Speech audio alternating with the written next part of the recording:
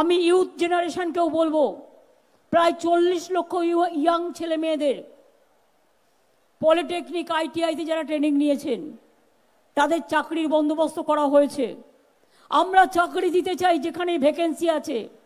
আর এই যে লোকগুলো রোজ গালাগালি দেয় আমাদের, ভেরি ব্যাড, আর কিছু বললাম না, কথায় কথায় গিয়ে একটা করে কেস করছে। আমি কোর্টের দোষ দিই না, আমি সেই নেতাদের বলি, যদি 10,000 ছেলে মেয়ে চাকরি পায় তোমার আপত্তি কোথায়? তুমি কটা চাকরি দিয়েছো?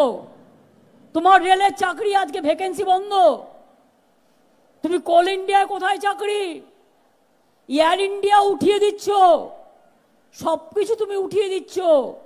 আর আমার ঘরের ছেলে মেয়েরা, আমরা যখন তাকে চাকরি দিচ্ছি, আমি কখনো হোমগার্ডে দিচ্ছি, কখনো হেলথে দিচ্ছি, কখনো টিচারে দিচ্ছি, কখনো আইসিডিএসে দিচ্ছি, কখনো আশাতে দিচ্ছি।